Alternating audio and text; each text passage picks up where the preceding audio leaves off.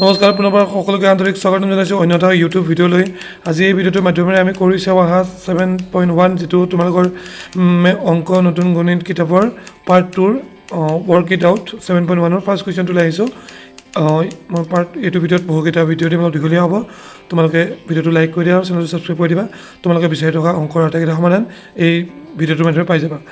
তো চিত্ৰত দেখুওৱাৰ দৰে কেকটোক 8টা ভাগত ভাগ কৰা হ'ল। প্ৰত্যেকটো ভাগে কেকটোৰ সমান অংশ সূচাবনে?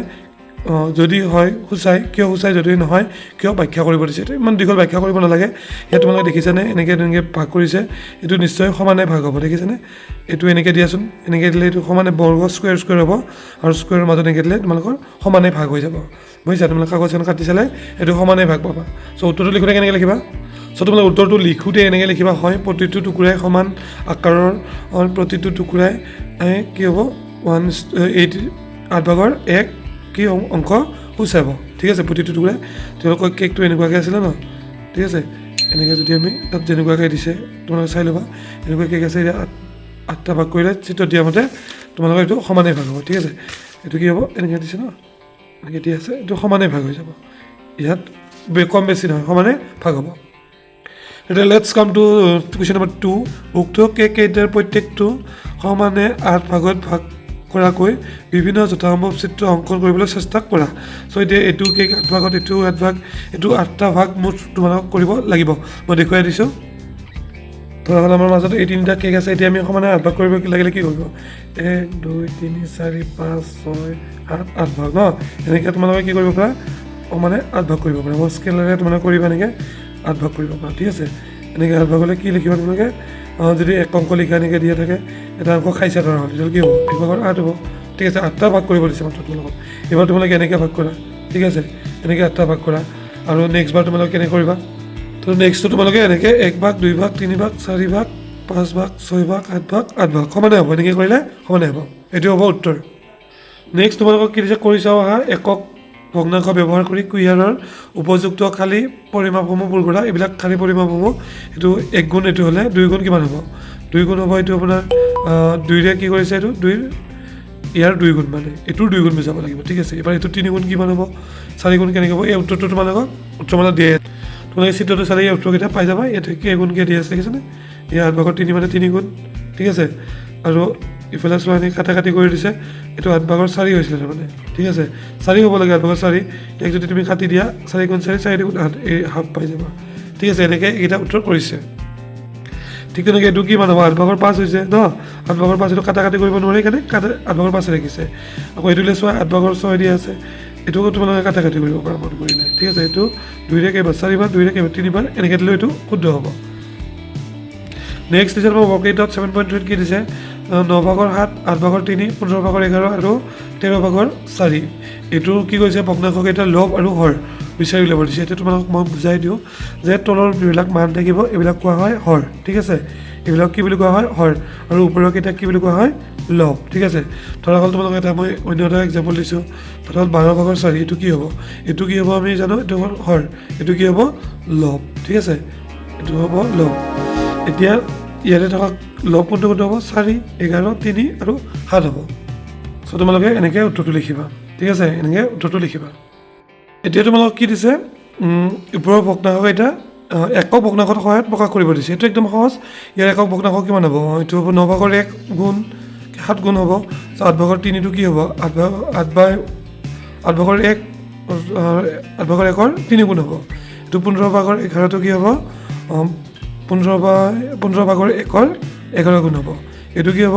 13 ভাগৰ 4টো কি হ'ব? 13 ভাগৰ 4টো হ'ব 13 ভাগৰ 1ৰ 4 গুণ। এনেকৈ লিখিব লাগিব। চ' ফাৰ্ষ্ট প্ৰশ্নটোত আমাক কি দিয়া আছে? 9 ভাগৰ 7 দিয়া আছে। এইটো কেনেকৈ লিখিব লাগিব? এইটো লিখিবা 9 ভাগৰ 1 1ৰ কেই গুণ? 9 ভাগৰ 1ৰ এইটো 7 গুণ হ'ব, 7 গুণ এনেকৈ লিখিব লাগিব। ইয়াৰ এইটো হ'ব একক ভগ্নাংশত প্ৰকাশ হৈ যাব এনেকৈ। ঠিক আছে, এইটো উত্তৰ হ'ব। ঠিক তেনেকৈ নেক্সটটো কি দিয়া আছে চোৱাচোন। নেক্সটটো দিয়া আছে তোমালোকক কি দিয়া আছে? নেক্সটটো দিয়া আছে ধৰ 3 ভাগৰ 8। 3 ভাগৰ 8টো কেনেকৈ লিখিবা? একেবাৰে সহজ। এইটো এনেকৈ দিয়া, 8 ভাগৰ 1ৰ কেই গুণ? ওপৰত যিটো আছে সেইটো গুণ, 3 গুণ। 3 কি হ'ব? গুণ হ'ব। অৰ্থাৎ কি? 1 ভাগৰ 8, এইটো যদি আমি এনেকৈ যদি কৰোঁ, এইটো মানে কি হ'ব? এইটো 1 গুণ, এইটো 2 গুণ, এইটো কি? 3 গুণ। গতিকে হৰটো একে থাকিব।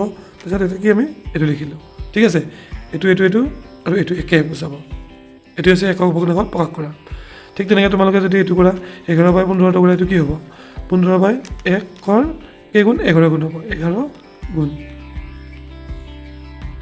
তাৰপিছত তোমালোক কি দিছে কৰি চাওঁ আহা এইটো খালী বাকচত উপযুক্ত ভগ্নাংশবোৰ পূৰ কৰা এতিয়া বাকচ দিছে এতিয়া চোৱা এইটো ভালদৰে চাব লাগিব 0 পৰা 1 লৈ দিছে ন 0 পৰা 1 লৈ তোমালোক কেইটা ভাগ দিছে এটা ভাগ দুটা ভাগ 3 4 মুঠ ভাগ কেইটা দিছে 4 গতিকে তলত কি হ'ব 4 হ'ব আৰু 4 ভাগৰ কেইটা অংশ লৈছে এটা অংশ দুটা অংশ তিনিটা অংশ গতিকে 4 ভাগৰ 3 হ'ব ইয়াত বহিব ঠিক আছে ইয়াত নেক্সটটোলৈ চোৱা 2 নম্বৰটোলৈ চোৱা ঠিক তেনেকৈ 2 নম্বৰটোত মুঠ ওপৰত চোৱা ওপৰৰ ফালে চোৱা মুঠ ভাগ কেইটা আছে এটা দুটা তিনিটা 4 5 6 7টা ভাগ আছে আকৌ এবাৰ চোৱা 1 2 3 4 5 6টা ভাগ আছে দেই এইটো নহ'ব 1 ভাগ 2 ভাগ 3 ভাগ 4 ভাগ 5 ভাগ 6 ভাগ গতিকে তলত কি বহিব ইয়াতে 6 বহিব আৰু কেই ভাগ লৈছে এটা অংশ দুটা অংশ লৈছে গতিকে 2 দিব লাগিব ঠিক আছে এটা তলৰ ফালে চোৱাচোন কেইটা ভাগ আছে মুঠ সেম একে 6টা ভাগো আছে তলৰ ফালে কিন্তু লৈছে কেইটা ভাগ 5টা ভাগ 1 2 3 4 5 চোৱা ইয়াৰ পৰা ইয়ালৈ কেইটা ভাগ আছে 5 ভাগ গতিকে এনেকৈ লিখি দিলা শুদ্ধত হৈ গ'ল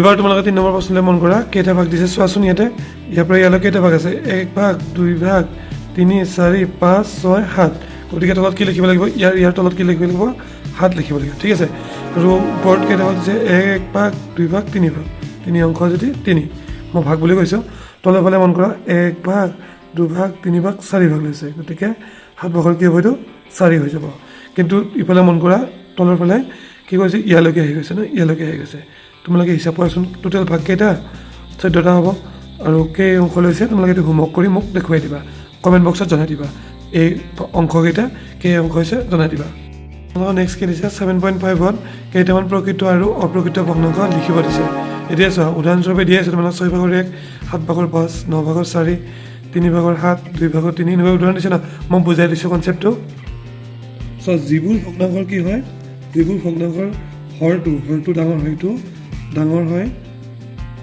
আৰু লবটো সৰু হয় এইটো কি হ'ব সৰু হয় এইবোৰে হৈছে কি প্ৰকৃত ভগ্নাংশ ঠিক আছে প্ৰকৃত ভগ্নাংশ আকৌ যিবোৰ ভগ্নাংশ কি হয় লবটো ডাঙৰ হয় তেনেহ'লে লবটো ডাঙৰ ন এইটো ডাঙৰ হৈছে এইটো কি হৈছে ডাঙৰ হৈছে আৰু এইটো হৰটো হৈছে আমাৰ সৰু ঠিক আছে মানটো সৰু হৈছে গতিকে ই হ'ব অপ্ৰকৃত ভগ্নাংশ বুজিলানে এতিয়া চোৱাচোন যদি মই কওঁ 9 ভাগৰ 3 এইটো কি হ'ব অপ্ৰকৃত ভগ্নাংশ মই যদি কওঁ 4 ভাগৰ 2 কি ভগ্নাংশ হ'ব প্ৰকৃত ভগ্নাংশ ঠিক আছে মই এইকেইটা উত্তৰ তোমালোকে লিখিলেই হ'ল বুজিলানে এতিয়া দিলা তুমি 13 ভাগৰ 3 এইটো কি হ'ব অপ্ৰকৃত ভগ্নাংশ ঠিক আছে আকৌ যদি মই কওঁ 7 ভাগৰ 14 এইটো কি হ'ব অপ্ৰকৃত ভগ্নাংশ ঠিক আছে আকৌ যদি মই লিখোঁ 9 ভাগৰ 19 এইটো কি হ'ব অপ্ৰকৃত ভগ্নাংশ ঠিক আছে এইকেইটা হ'ব অপ্ৰকৃত ভগ্নাংশ আৰু প্ৰকৃত ভগ্নাংশ যদি মই দিয়া যায় 7 ভাগৰ 2 10 ভাগৰ 5 ঠিক আছে 15 ভাগৰ 3 এইবিলাক হ'ল কি প্ৰকৃত ভগ্নাংশ আৰু এইবিলাক অপ্ৰকৃত ভগ্নাংশ